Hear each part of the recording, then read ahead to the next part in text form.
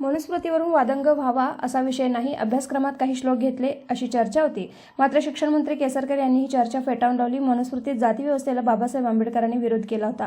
आंबेडकरांनी मनुस्मृती जाळली म्हणून जितेंद्र आव्हाड यांनी जाळायला पाहिजे असा काही विषय नव्हता.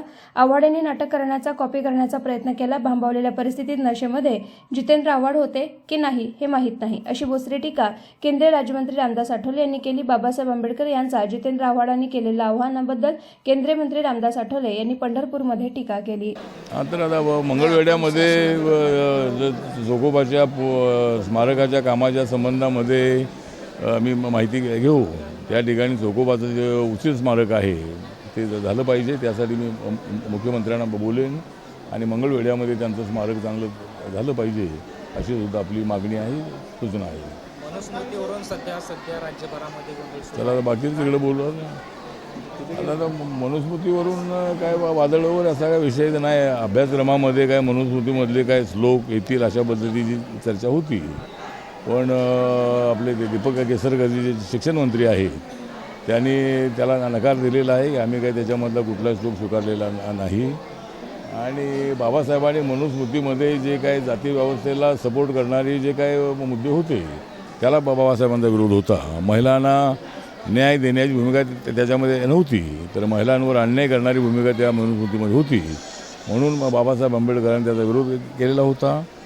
आणि त्या बाबासाहेब आंबेडकरांनी मनुस्मृती जाळली पण जितेंद्र आव्हाडांनी जाळली पाहिजे असं अजिबात नाही आहे. जितेंद्र आव्हाडांनी त्याचं नाटक करण्याचा प्रयत्न केला, कॉपी करण्याचा प्रयत्न केला आणि तो भांबावलेल्या परिस्थितीमध्ये जितेंद्र आव्हाड होता.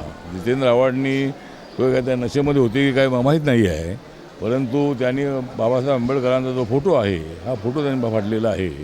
ही गोष्ट अत्यंत गंभीर अशा पद्धतीची आहे आणि जितेंद्र आव्हाडवर कठोर कारवाई झाली पाहिजे अशी आमची मागणी आहे.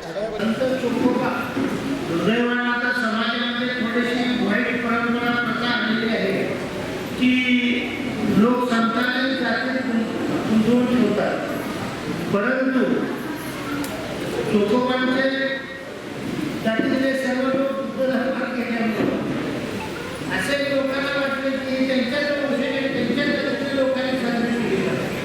हे ज्यावेळी माझ्या लक्षात आलं त्यावेळी संत चोखोबांची पुण्यतिथी वारकरी साहित्य परिषदेच्या वतीनं साजरी करण्याची ठरवली. त्यांची गाथा जी आहे त्याची जे आठवण आहे त्याचं प्रकाशन केलं, महाराष्ट्र वाढलं आणि हा पहिला कार्यक्रम मंगळवेढ्याचा घेतला. आणि त्याच्यानंतर माझ्या लक्षात आलं की मंगळवेढ्याच्या शूटिंग लागलेलं आहे. आपल्याला पंढरपूर त्या भुवैकुंठाच्या ठिकाणी संत चोखोबांचा आणि त्यांच्या विचारांचा वारसा सुरू झाला पाहिजे.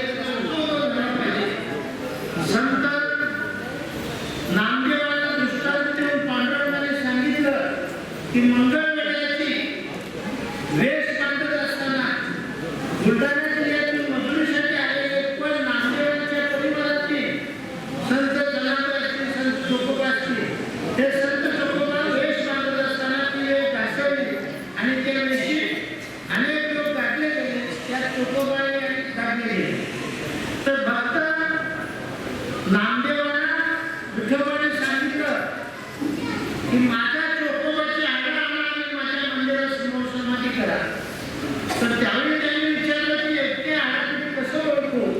त्यावेळी नामदेवाला सांगितलं की जी हाडं माझ्यानंतर माझं नाम कशा ऐकायला येईल ती हाडं चोखोबाची समजा आणि अशी हाडं शोधून ती आणून चोखोबाची समाधी 13व्या शतकामध्ये मंदिराच्या समोर चोखोबांचं दर्शन झाल्याशिवाय विठोबाचं दर्शन होत नाही. अशा पद्धतीने चोखोबाचा सन्मान 13व्या शतकामध्ये वारकरी साहित्य परिषद संप्रदायाने केलेला आहे. विष्णुमाच्या वैष्णवांचा धर्म वेदावेद ब्रह्म अमंगल या भूमिकेतून वारकरी संप्रदाय काम करत असताना त्याची प्रसिद्धी दिलेली आहे.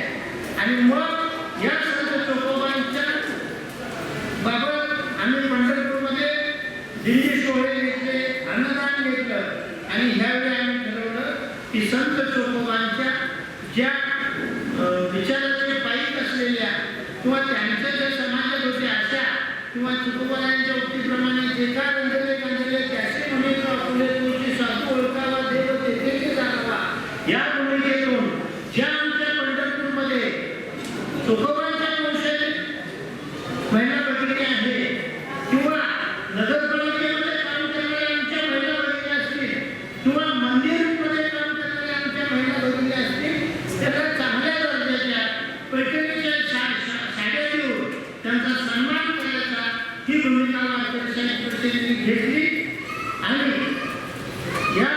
चोखोबांच्या विश्वस्त असलेले त्या ट्रस्टचे प्रमुख सर्वपक्षीय साहेबांचा मुलगा वकील आहे, अत्यंत सोज्वळ आहे. त्याच्याशी मी बोललो. धन्यवाद औषधकर साहेब मंदिर समितीचे सहअध्यक्ष आहेत, त्यांच्याशी बोललो. तिथल्या आणि कार्यक्रम करायचं ठरवलं आणि हा कार्यक्रम आपल्याला विनंती केली आणि मी आपले कसे आणि किती गुण मानायचे आणि धन्यवाद द्यायचे माझ्याकडे शब्द नाही.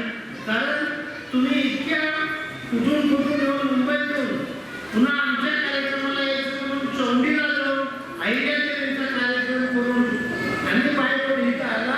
ते खऱ्या अर्थानं तुमचे वारकरी संप्रदायाबद्दलची असलेली अस्मिता, चोखोबांच्या बद्दल असलेली भावना तिथं दिसते. त्याबद्दल सर्वांनी एकदा टाळ्यांच्या गजरात सर्वांचं स्वागत करूया.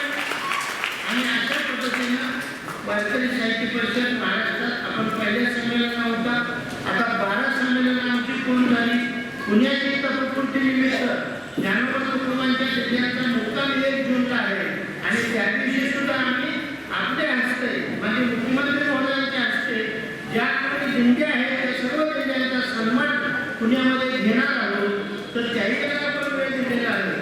आणखी एक आपल्याला मी सांगू इच्छितो की तुम्ही आम्ही विचाराने एकत्र